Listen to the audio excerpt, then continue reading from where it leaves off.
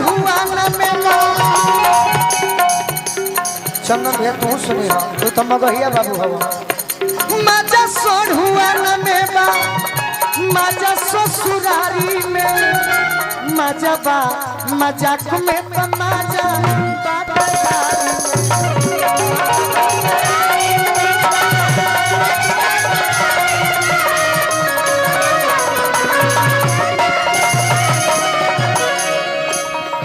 माजा सोढ़ुआ न बाप माजा ससुरारी में अब माजा बा मजाक में तो माजा बाटे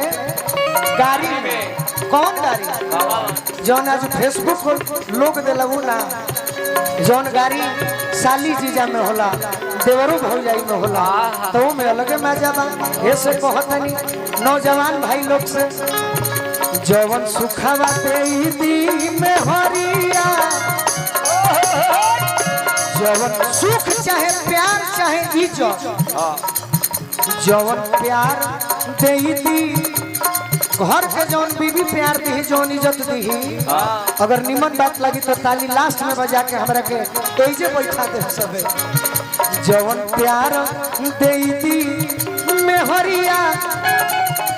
उ मजा हो हीरोइनिया में ना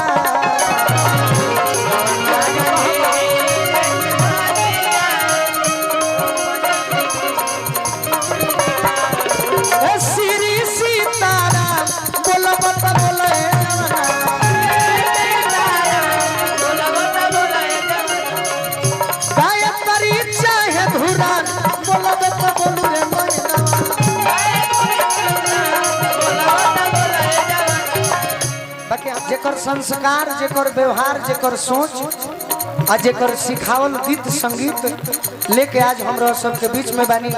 वहाँ के एगो बात सिखावत रही कि कहीं भी गई हो सही आग्रह करी हो और वे आग्रह करतानी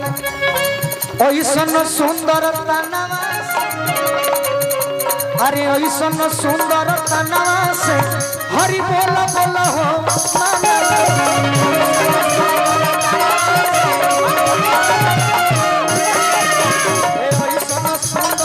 हरि बोल बोल हो हरि बोल बोल हो मानवा हरि बोल बोल हो मानवा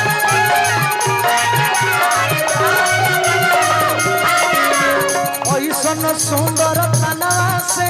हरि बोल बोल हो